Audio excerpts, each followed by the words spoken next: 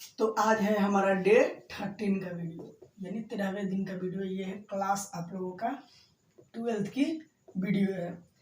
तो ये class 12th की आज यानी शनिवार के दिन आज आप लोगों का केमिस्ट्री है। तो आज आपका केमिस्ट्री पढ़ाई होगा। आइए स्टार्ट करते हैं पहला चैप्टर विलियन यानी सॉल्यूशन से। मैंने इसका मार्क्स डिस्ट्रीब्यूशन आप लोगों को बता चुका हूँ कि आपका 100 मार्क्स में से कितना मार्क्स का प्रैक्टिकल होता है, कितना मार्क्स का ये क्वेश्चन आपके पेपर में पूछे जाते हैं। इन सब की जानकारी मैंने पिछले वाले वीडियो में बता चुका है, तो पिछले वाला वीडियो जरूर देखिएगा। और जिन बच्चों ने डे 13 से पहले डे 12 डे 11 ये सब का वीडियो नहीं देखे हैं तो KYT एजुकेशन चैनल के अपने क्लास 12th के प्ले लिस्ट में जाइएगा तो सारा लाइन बाय लाइन वीडियो मिल जाएगा, तो वहाँ जाके आप लोग देख सकते हैं। चलिए तो स्टार्ट करते हैं। यहाँ पे सबसे पहले हमारा सोल्यूशन यानी विलियन। तो देखिए विलियन को समझने का सबसे आसान तरीका है, मतलब कि दो या दो से अधिक पदार्थ के समांगी मिश्रण को क्या कहते हैं? विलियन कहते हैं। बोल रहे हैं कि दो या दो से अधिक पदार्थ अगर एक जगह मिल जाएगा, मतलब एक में मिक्स कर देंगे, तो उसी को हम लोग क्या बोलते हैं? विलियन बोलते हैं, जिसको अंग्रेजी में क्या बोलते हैं? सॉल्यूशन। तो आइए इसको लिखते हैं यहाँ पे कि दो या दो से अधिक पदार्थों के समांगी मिश्रण को विलियन कहते हैं। विलियन कहते हैं। दो या दो से अधिक पदार्थों के समांगी मिश्रण को हम क्या कहते हैं? विलियन। जैसे में मान लीजिए कि यहाँ पे मैंने लिख दिया शरबत। तो शरबत में बताइए क्या क्या मिलता है? पानी मिलता है, फिर क्या मिलेगा? पानी तथा चीनी, पानी तथा नमक।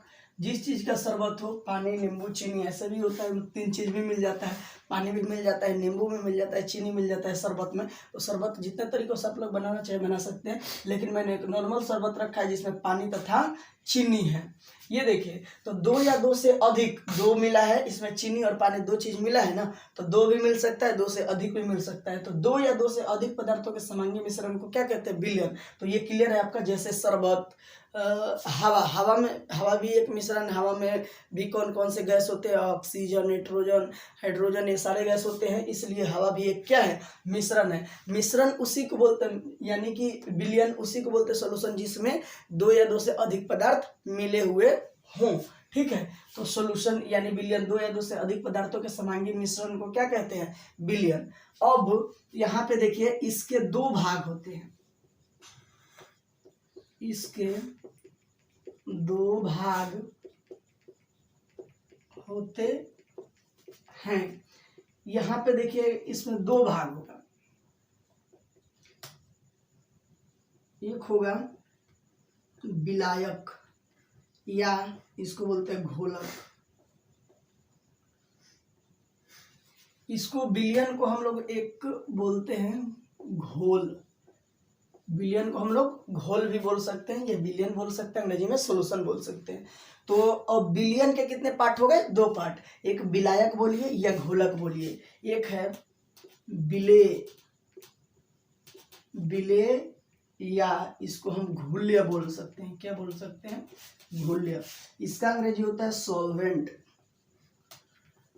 इसका अंग्रेजी होता है सोल्यूट। देखिएगा, इसमें दो भाग हो गए, यानी कि शरबत जो बना, शरबत क्या है हमारा? विलियन या घोल हुआ, सॉल्यूशन हुआ।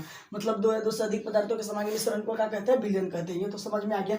अब इसमें देखिए दो भाग हो गए। कितने भाग हो गए? दो भाग। एक है विलायक बोलिए या घोलक बोलिए उसको। दूसरा भाग है हमारा विले या घुल्य। विले या घुल्य बोल सकते हैं आप लोग। अंग्रेजी में विलायक या घोलक को सॉल्वेंट बोलते हैं, विले या घुल्य को सॉल्यूट बोलते हैं। ठीक है, तो ये देखिए इन दोनों भागों में अंतर क्या है। एक होता है कि एक मैंने विलियन बनाया, मान लीजिए कि शरबत का विलियन बनाया। शरबत में मैंने पानी ज़्यादा रखा जाता है, तो जो भाग ज़्यादा रहता है उसको हम विलायक बोलते हैं। क्या बोलते हैं? विलायक। यानी कि तो इसकी परिभाषा क्या हो सकती है कि विलियन में जिस पदार्थ की मात्रा अधिक होती है वो क्या होगा? विलायक हो जाएगा या घोलक हो जाएगा हमारा। अब बिलियन में, मतलब बिलियन ही बन रहा है, बिलियन है ये, तो बिलियन में या घोल में जिस पदार्थ की मात्रा कम होती है उससे क्या कहेंगे, विलेय या घोल्य बोलते हैं। एक तरीके से ये परिभाषा डिफाइन कर लेंगे हम विलायक या घोलक में, क्या कि जिस पदार्थ की मात्रा अधिक होगी, मतलब अधिक होगी उस पदार्थ की मात्रा, तो हम क्या बोलेंगे उसको विलायक या घोलक, और जिस पदार्थ की मात्रा कम होगी उसे विलेय या क्या बोलेंगे, घोल्य बोलेंगे। तो ये समझ में आया। एक तरीका और है इन दोनों का डिफाइन करने का। विलायक या घोलक में है कि ये वाला तो पता चल गया कि जिसकी मात्रा अधिक होती है और जिसकी मात्रा कम होती है, इस तरीके से समझ गए। एक यहाँ पे है कि जो अपने अंदर किसी और को घुला ले, जैसे न पानी और चीनी को करेंगे तो चीनी पानी में घुलता है ना, कि चीनी अपने जैसा पानी को थोड़ी ना बना लेगा। पानी क्या करता है, अपने को चीनी को अपने जैसा बना लेता है, मतलब चीनी को घुला लेता है। तो जो चीज अपने में घुला लेता है उसे क्या कहते हैं, विलायक या घोलक कहते हैं। और जो चीज घुल जाता है, यानी शरबत बनाएंगे पानी चीनी, तो चीनी तो खुद घुल जाता है, तो जो चीज घुल जाता है उसे क्या कहेंगे, विलेय या घोल्य। तो एक तरीका ये भी हो गया यहाँ पे।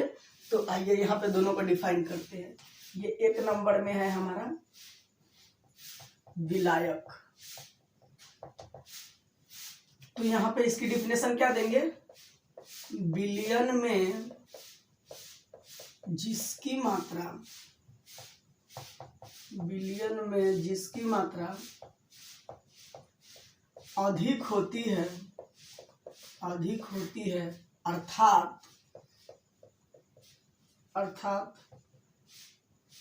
किसी पदार्थ को, अर्थात किसी पदार्थ को अपने अंदर घुला लेता है, अपने अंदर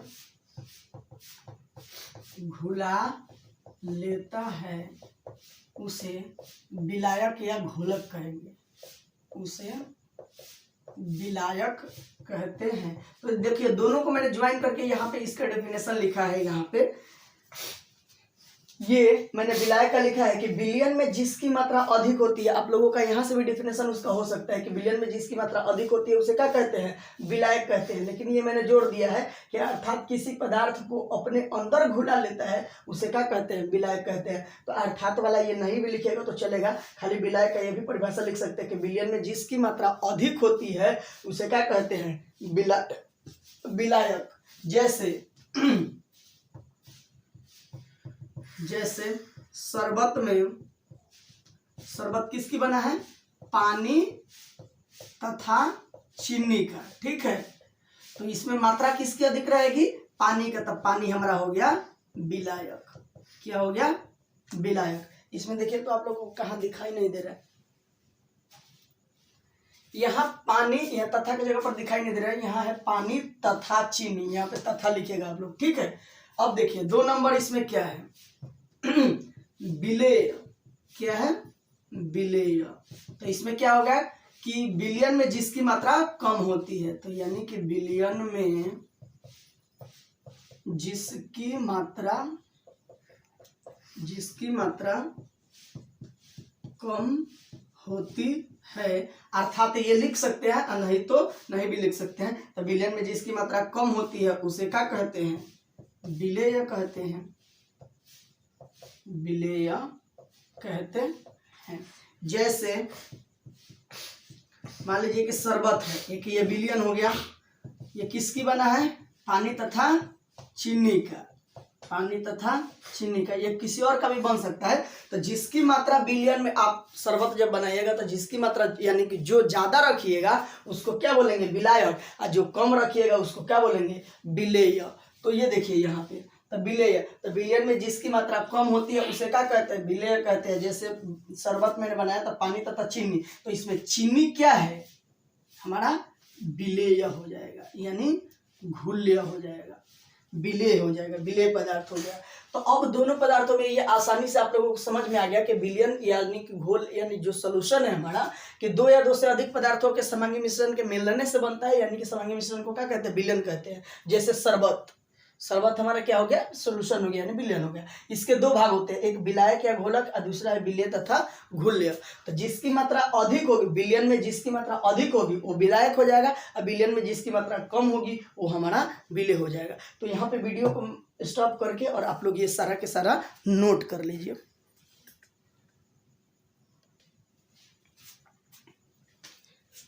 तो अगला टॉपिक है हमारा, ये है विलेयता। विलेयता इसको बोलते हैं हम घुलनशीलता। घुलनशीलता जिसको अंग्रेजी में बोलते हैं सोलुबिलिटी। सोलुबिलिटी। अब देखिए घुलनशीलता क्या है। यहाँ है कि किसी खास तापक्रम पर, मतलब कोई टेम्परेचर है हमारा, किसी खास ताप पर 100 ग्राम घोलक में, घोलक अभी आप लोगों को समझ में आया कि जो बड़ा होता है यानी कि जिसकी मात्रा अधिक होता है उसको घोलक या विलायक बोलते हैं। तो किसी खास ताप पर 100 ग्राम घोलक में घुल्य की जो मात्रा होती है, घुल्य की जो मात्रा होती है उसे क्या कहते हैं, घुलनशीलता या विलेयता कहते हैं, उसे विलेयता कहते हैं।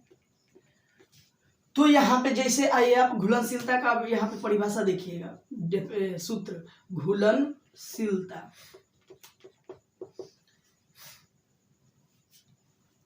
ये बोल रहा है हमारा विलेयता घुलनशीलता, इसको अंग्रेजी में सोलुबिलिटी बोलते हैं। किसी खास ताप पर, मतलब कोई एक ताप है, टेम्परेचर है, मतलब उसमें 100 ग्राम घोलक में, ये 100 ग्राम पे इसकी क्या की जाती है, तुलना की जाती है। 100 ग्राम घोलक में, घोलक समझ रहे हैं ना कि जिसकी मात्रा अधिक होती है। मान लीजिए कि 100 ग्राम पानी में, पानी घोलक होता है हमारा जिसकी मात्रा अधिक होती है शरबत में। तो मान लीजिए कि कोई टेम्परेचर है हमारा, और 100 ग्राम घोलक में घुल्य की जो मात्रा होती है, यानी कि ये जो हम उसमें चीनी की मात्रा मिलाएंगे, चीनी घुल्य हो जाएगा, यानी जिसकी मात्रा कम होगी वो घुल्य होगा। तो चीनी की जो मात्रा मिलाएंगे 100 ग्राम पानी में, वो हमारा क्या हो जाएगा, वो जो निकल के आएगा शरबत बनेगा, उसको हम घुलनशीलता बोलते हैं। क्या बोलते हैं, घुलनशीलता या विलेयता। यानी बोल रहा है कि 100 ग्राम घोलक में, 100 ग्राम घोलक में, तो यहाँ हो जाएगा हमारा घोलक की मात्रा, घोलक की मात्रा। अब बताइए आपका 50 में से 20 मार्क्स आता है, तो जितना टोटल मार्क्स होता है टोटल को नीचे लिखते हैं ना, तो इसलिए घोलक को, घोलक में ना घुल्य मिलेगा, तो पूरा घोलक हो गया, घोलक की मात्रा जितना होगा उसको मैंने लिख दिया। अब ऊपर क्या हो जाएगा, घुल्य की मात्रा।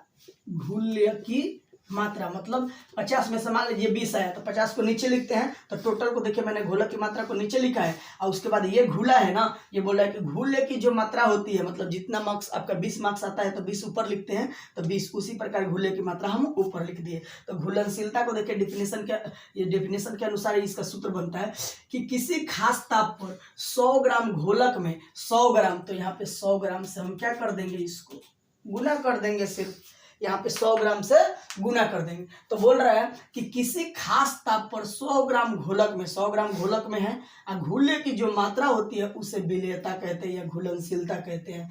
तो ये घुलनशीलता वाला टॉपिक ही आप लोग याद रखिएगा यहाँ पे।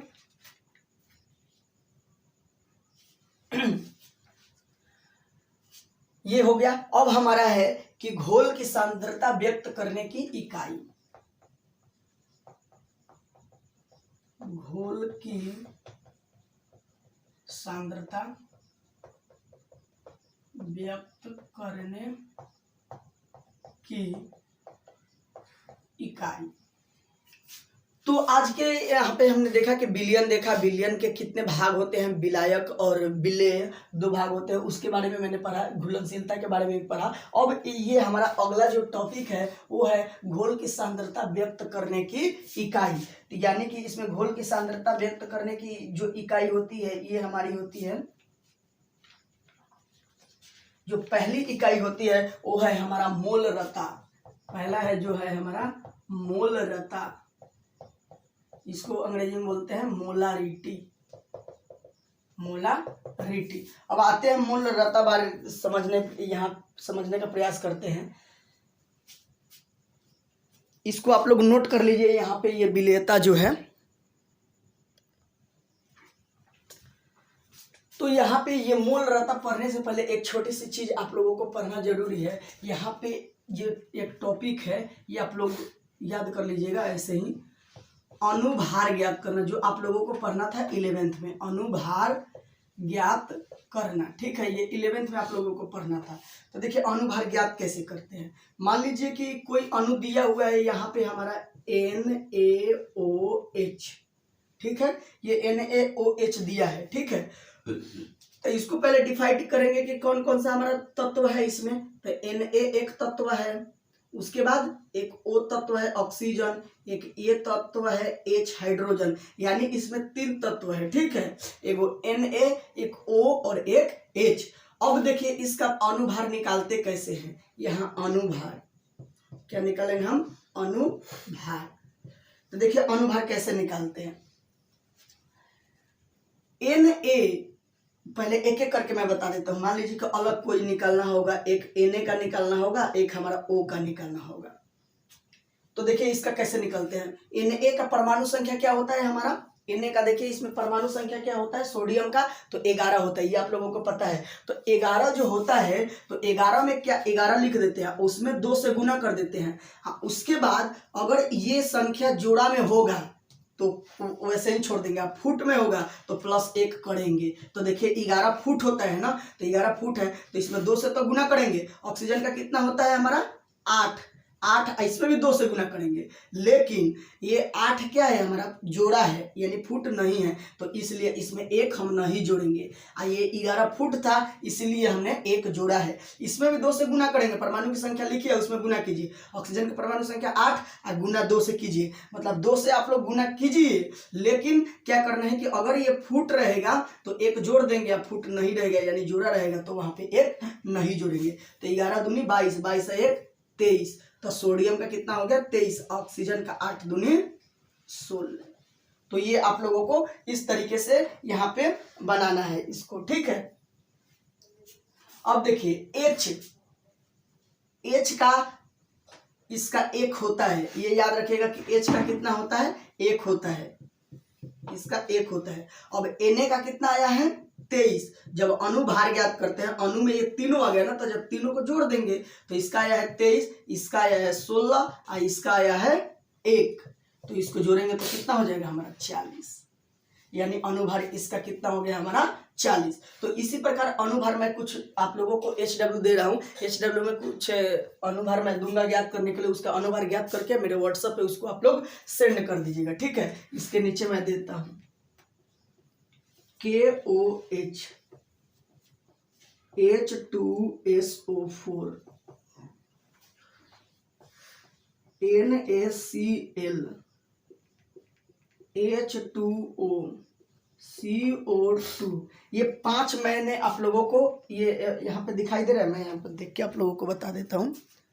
हाँ, पांचों के पांचों दिखाई दे रहा है। तो ये आप लोग HW में मैं मोलरता का, जब अगली केमिस्ट्री का जब भी आप लोगों का वीडियो आएगा तो उसमें मैं आप लोगों को ये मोलरता से स्टार्ट करूंगा, ठीक है। लेकिन उसके पहले एक बेसिक चीज था अनुभार ज्ञात करना, जो कि 11th में पढ़ना था, लेकिन इसमें भी है। तो 11th में जो बच्चे नहीं पढ़े उनके लिए मैं बता दिया था यहाँ पे। तो अनुभार इस तरीके से ज्ञात करते हैं, ठीक है। जो इसमें है उसको ऐसे डिफाइन करके लिख देंगे। इसमें क्या है कि 2 से तो गुना करना ही है। अगर ये फुट है तो 1 जोड़ेंगे, फुट नहीं है तो नहीं जोड़ेंगे। हाइड्रोजन का 1 होता है तो 1। अब इन सबको जोड़ दिया तो 40 AMU हमारा जो हुआ अनुभार हो गया। अब आप लोगों को HW में मैं आप लोगों को देता हूँ 5 अणु मैंने दिया, KOH H2SO4 NaCl H2O और CO2। ये 5 अणु मैंने दिया आप लोगों को। इसका घर से आप लोग अनुभार ज्ञात करके आइएगा। क्या ज्ञात करके आइएगा? अनुभार। जिन बच्चों का बन जाएगा वो मेरे व्हाट्सएप पे भेज सकते हैं, या वीडियो के कमेंट में आप लोग इसका आंसर लिख के और डाल सकते हैं, ठीक है। और जब भी क्लास लेने बैठिए तो वीडियो को कमेंट में अपना नाम और क्लास लिख दीजिएगा, ताकि हम लोगों को पता चल जाए कि आज का क्लास आपने किया है। तो फिर मिलते हैं अगली वीडियो में, यानी अगली क्लास में। बाकी के लिए बहुत बहुत धन्यवाद। जय हिंद।